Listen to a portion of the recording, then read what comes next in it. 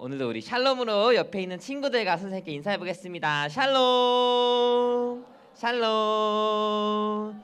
자, 우리 이번에는 옆에 있는 친구들 이렇게 축복해 줬으면 좋겠어요. 하나님은 너를 사랑해. 하나님은 너를 사랑해. 아멘. 오늘도 하나님의 사랑이 가득 넘치는 우리 예배 자리에 나온 우리 옛사기 친구들, 선생님들 진심으로 환영하고 축복하고 사랑합니다. 자, 우리 오늘 말씀 같이 한번 보도록 하겠습니다. 자, 우리 제목을 같이 한번 읽어보도록 하겠습니다. 시작. 하나님 사랑을 흘려 보내요. 한 번 더 시작. 하나님 사랑을 흘려 보내요. 자, 전도사님이 그 요절 암송을 여기다 깜빡했는데, 자, 전도사님을 따라서 한번 읽어보겠습니다. 오늘은 사무엘하 7장 13절 말씀인데, 자, 전도사님 따라해 볼게요. 그는 내 이름을 위하여 집을 건축할 것이요, 나는 그의 나라 왕위를 영원히 견고하게 하리라. 자, 한 번 더 따라해 볼게요. 그는 내 이름을 위하여 집을 건축할 것이요, 나는 그의 나라 왕위를 영원히 견고하게 하리라. 자, 마지막으로 우리 같이 한번 외워볼게요. 전도사님 따라하면 돼요. 그는 내 이름을 위하여 집을 건축할 것이요, 나는 그의 나라 왕위를 영원히 견고하게 하리라. 견고하게 하리라. 아멘. 자, 오늘 말씀 전도사님 한 절, 우리 옛사기 친구들 한 절 한 절씩 돌아가면서 읽어보도록 할게요. 전도사님 먼저 읽겠습니다. 다윗이 이르되 사울의 집에 아직도 남은 사람이 있느냐? 내가 요나단으로 말미암아 그 사람에게 은총을 베풀리라. 시작.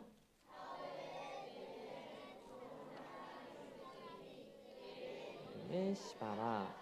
그를 다윗의 앞으로 부르매 왕이 그에게 말하되 내가 시바냐? 시바가 이르되 당신의 종이니이다. 왕이 이르되 사울의 집에 아직도 남은 사람이 없느냐? 내가 그 사람에게 하나님의 은총을 베풀고자 하노라. 시작. 시바가 왕께 아뢰되 요나단의 아들 하나가 있는데 달이 저는 자니이다. 왕이 그에게 말하되 그가 어디 있느냐? 시바가 왕께 아뢰되 로드발 암미엘의 아들 마길의 집에 있나이다. 시작. 사람을 보내어 로드발 암미엘의 아들 마길의 집에서 그를 데려오니. 사울의 손자 요나단의 아들 무비보셋이 다윗에게 나와 그의 앞에 엎드려 절하매 다윗이 이르되 무비보셋이여, 그가 이르기를 보소서 당신의 종이니이다. 시작. 다윗이 그에게 무서워하지 말라. 내가 당신으로 말미암아 내게 은총을 베풀리라. 자, 우리 다 같이 읽겠습니다. 시작. 내가 내 할아버지 사울의 모든 밭을 다 내게 도로 주겠고 또 너는 항상 내 상에서 떡을 먹을지니라. 아멘. 8절은 넘어가도록 하겠습니다. 자, 한자가 왜 나왔을까? 자, 얘들아, 유수불부, 과연 이게 무슨 뜻일까? 선생님한테 물어봐. 얘들아, 옆에 선생님한테 물어봐. 전도사님이 힌트를 주자면은 이거는 물이 흐른다는 거고, 이거는 물이야. 흐른다, 물이. 근데 흐르는 물은 뭐 하지 않는데. 자, 너무 어렵죠? 자, 바로 우리 같이 한번 읽어볼까요? 시작. 흐르는 물은 썩지 아니한다. 물이 계속해서 흐르면은 썩지 않는다고 해요. 그러면은 마찬가지로 자 그림으로 보여줄게요. 자 이렇게 여기에 냇가가 있어. 여기에 호수가 있거나 냇가가 있어요. 물고기가 막 살고 있는데 자 위에서 여기서 물이 계속해서 이렇게 흐르고 있으면은 이 물은 썩지 않는데 그런데 이렇게 흐르는 물이 아니라 고여있는 물은 썩게 된다는 거예요. 냄새가 난다는 겁니다. 그래서 우리는 하나님 사랑을 계속해서 흘려보내야 돼요. 하나님의 사랑은 흘러가야 하는 거예요. 그러면은 썩지 않는데요. 근데 전도사님이 문득 궁금해지는 거예요. 흐르는 물은 썩지 않는다는 말을 너무 많이 들어가지고 과연 이게 사실일까 한번 찾아봤어. 정말 흐르는 물은 썩지 않을까요? 자, 썩지 않을 것 같아요. 절대 썩지 않아요, 손. 근데 썩을 수도 있지 않을까요? 하는 친구도 있을까요? 그래서 전도사님이 한번 찾아봤어요. 바로 이 세 가지 조건이 필요하대요. 이 한무영 교수님이 누군지 잘 모르겠는데 그 교수님이 그러시는 거예요. 미생물이 있어야 되고 유기물이 있어야 되고 태양광 이 세 가지가 있으면은 물이 썩는다는 거예요. 다시 말해서 미생물이 있어가지고 그 미생물이 살아가면서 그 물속에서 살아가면서 유기물이 뭐냐면은 우리 친구들 밥 먹고 화장실 가서 응가하죠. 응가 안 하면 안 돼 얘들아.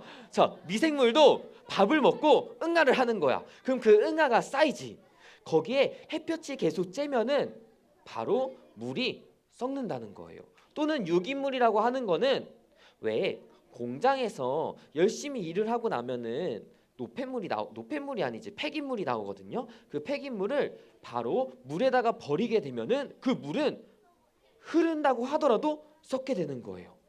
그래서 물이 흐르는 물이라도 썩은 물이 흘러갈 수 있는 거예요.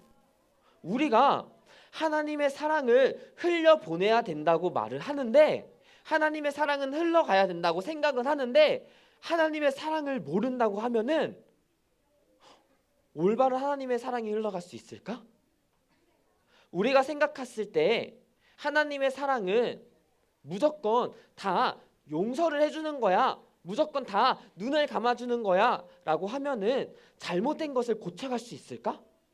내가 잘못을 저지르고 내가 거짓말을 하고 친구를 때리고 반찬투정을 하고 정말 사소한 거더라도 이것이 하나님께서 나에게 마음에 찔림이 주시는데 이것이 죄라는 것을 아는데 계속해서 반복해서 그 죄를 짓는다고 하면은 그리고 그게 하나님의 사랑이라고 생각한다면은 죄를 고치려고 노력을 하지 않는다면은 기도를 하면서 하나님 나는 죄하고 싸우고 싶어요. 승리하고 싶어요. 이기고 싶어요. 나의 잘못된 습관들을 고치고 싶어요.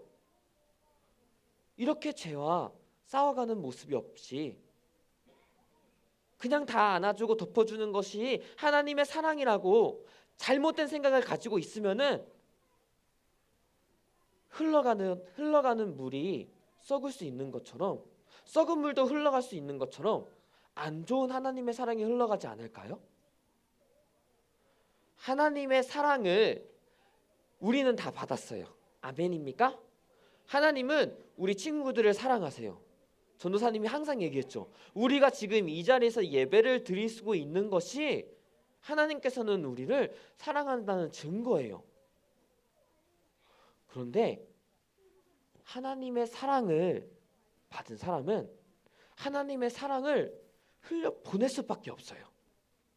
내가 하나님의 사랑을 받았는데도 하나님의 사랑을 다른 친구한테 전하지 않고 있는데 내 마음이 아무렇지 않다면은 어떤 문제가 있는 거예요. 전도사님도 하나님의 사랑을 많이 받아요.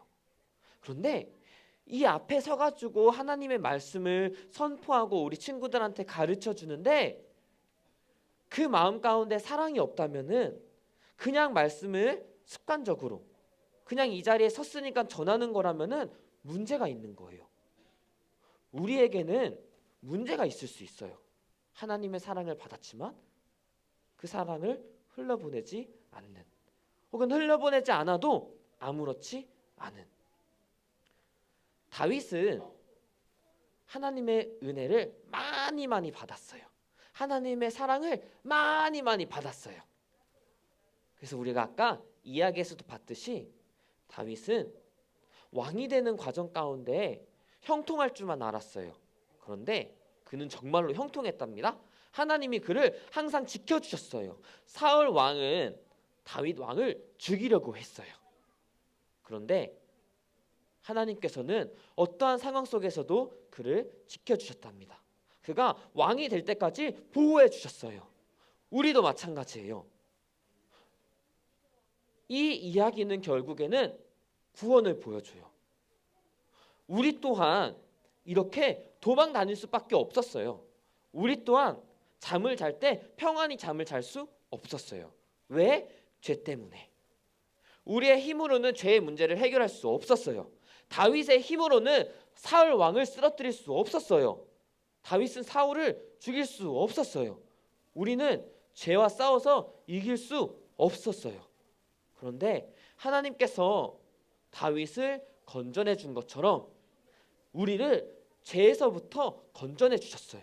우리를 구원해 주신 거예요. 우리도 다윗처럼 많은 사랑을 받고 있어요.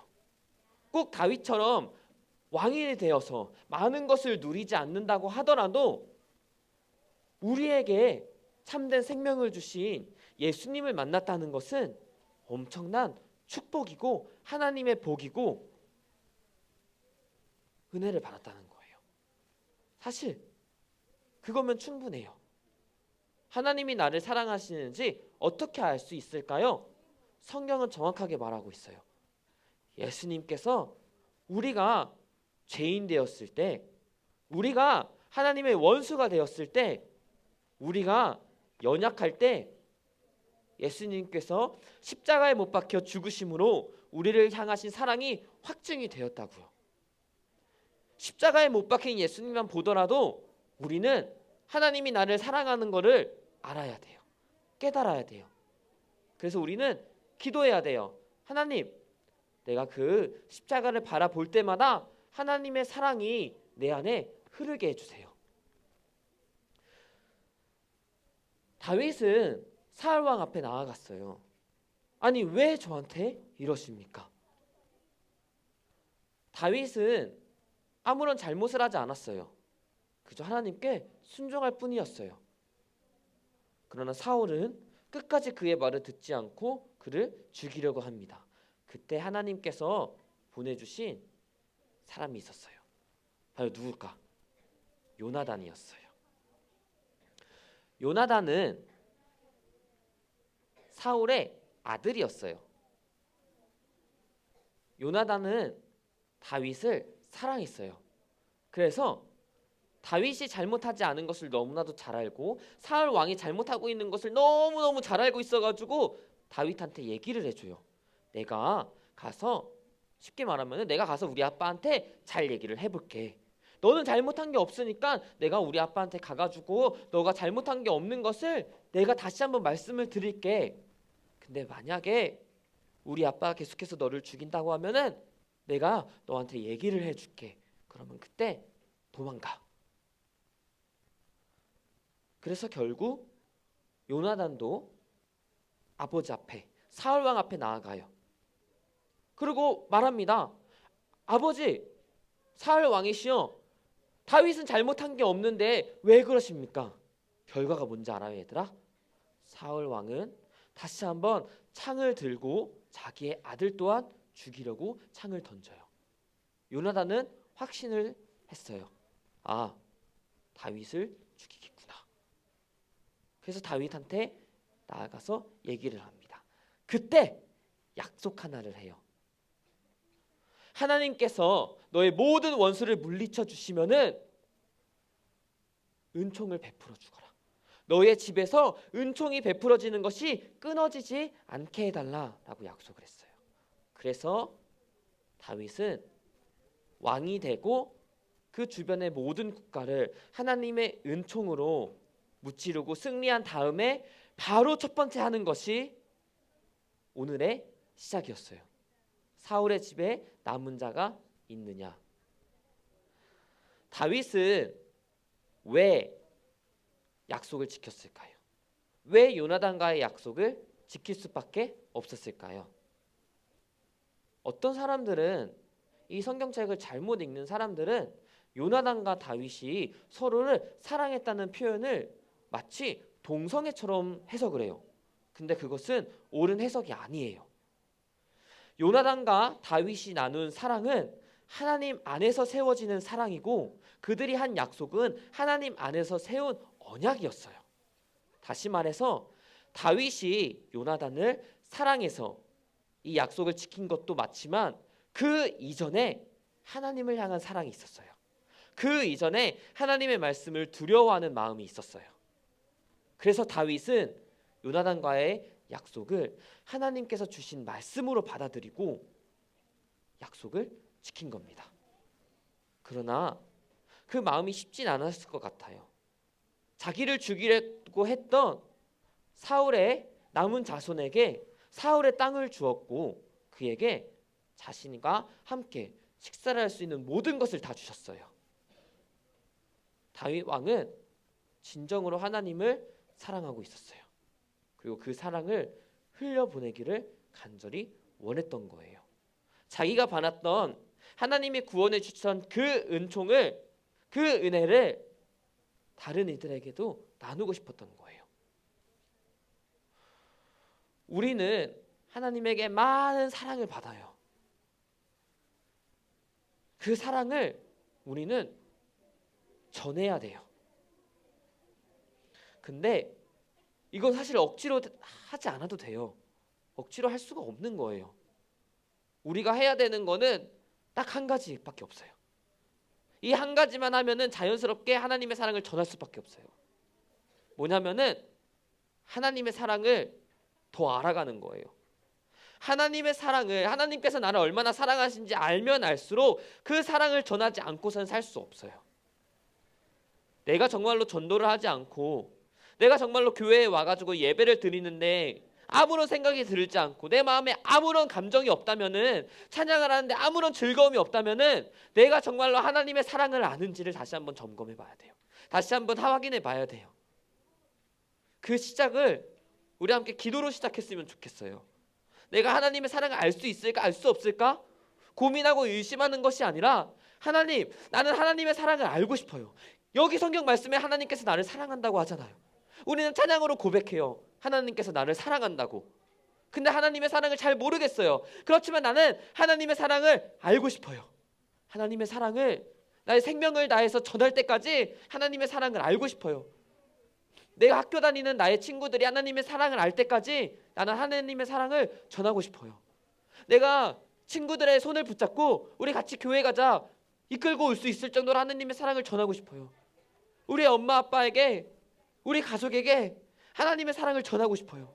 하나님의 사랑을 아는 사람처럼 살고 싶어요. 이게 기독교인의 삶이에요. 이게 그리스도인의 삶이에요. 만약에 우리 친구들이 정말로 교회를 다니는데 하나님의 사랑을 예배 가운데 느끼지 못하고, 나의 주중의 삶 가운데 월요일부터 토요일까지의 삶 가운데 그 하나님의 사랑이 잘 느껴지지 않는다면은 어떤 문제가 있는 거예요. 근데 그 문제는 해결할 수 있어요. 무엇으로? 하나님의 사랑으로. 사랑은 모든 것을 이겨요. 그 사랑으로 우리는 죄를 이길 수 있어요. 그 하나님의 사랑으로 우리는 꿈을 꿀 수 있어요. 비전을 가질 수 있어요. 그 비전을 하나님의 사랑으로 이룰 수 있어요. 하나님의 사랑으로 살아가는 우리의 삶을 통해 우리의 가정이 변화되고, 우리의 학교가 변화되고, 우리가 가는 곳곳마다 다 변화되고, 이 세상이 하나님을 알아가는 그 은혜를 우리 친구들 한 명 한 명을 통해서 누렸으면 너무 좋겠어요. 우리 초등일부를 통해서 하나님께서 영광 받아 주셨으면 좋겠어요. 자, 우리 함께 간절히 기도합시다. 자, 우리 딱 한 번만 같이 기도했으면 좋겠어요. 하나님께 간절히 기도합시다. 하나님, 내가 하나님의 사랑을 더 알고 싶어요. 하나님의 사랑에 대해서 교회를 다니면서 셀 수도 없이 많이 들었는데 아직 하나님의 사랑이란 단어를 들을 때 내 마음이 뛰지 않아요. 교회에 나와서 예배를 드릴 때 그냥 아무 생각 없이 예배를 드리고 지나갈 때가 너무 많아요. 나도 하나님의 사랑을 알고 싶어요. 나도 즐겁게 찬양하고 싶어요. 예배를 드릴 때마다 나의 마음이, 나의 심장이 뛰었으면 좋겠어요. 나를 통해 가지고 하나님의 사랑이 학교에서, 가정에서, 내가 가는 곳곳에서 철철철 흘러갔으면 좋겠어요. 하나님의 사랑을 알게 해주세요. 우리 지금 이 시간 주님 부르며 우리 간절히 함께 기도하시겠습니다. 주여, 주여.